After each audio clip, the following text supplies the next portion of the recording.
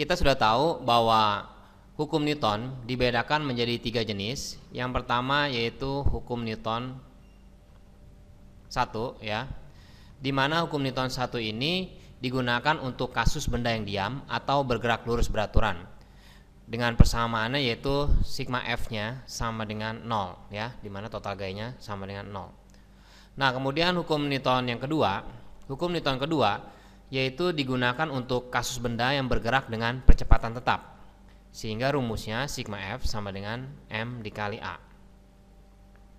Dan untuk hukum Newton yang ketiga, dia menemukan bahwa gaya aksi itu sama dengan gaya reaksi yang arahnya berlawanan.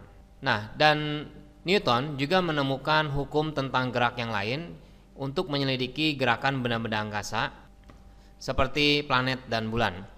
Dia mengetahui dari hukum pertamanya ya, bahwa harus ada gaya yang bekerja pada bulan.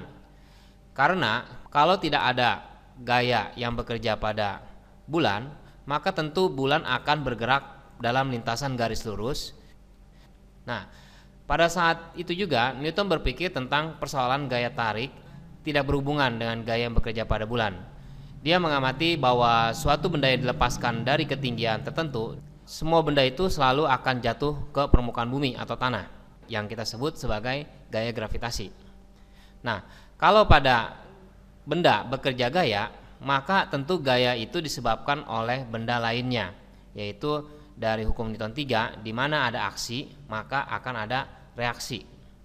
Oleh karena setiap benda yang dilepas selalu jatuh bebas ke permukaan bumi, maka Newton menyimpulkan bahwa pusat bumilah yang mengerjakan gaya pada benda itu, yang arahnya selalu menuju ke pusat bumi. Newton menyadari juga bahwa gaya gravitasi tidak hanya bergantung pada jarak ya, atau disimbolkan R, tetapi juga bergantung pada massa. Nah, hukum 3 Newton yang menyatakan bahwa ada gaya aksi berarti sama dengan ada minus gaya reaksi.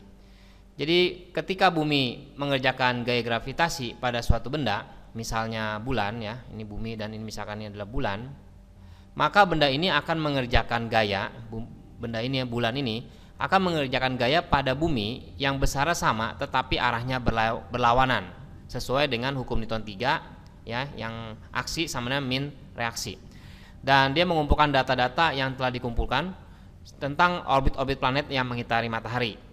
Nah, dari kesimpulannya dia mendapatkan rumus yaitu F sama dengan G dikali M1 dikali M2 per R kuadrat, di mana F ini adalah gaya gravitasi dan G adalah tetapan konstanta gravitasi. M1 dan M2 adalah massa ya, di mana gaya gravitasi itu harus tarik-menarik antara dua benda, dibagi dengan R kuadrat, yaitu R ini adalah jarak.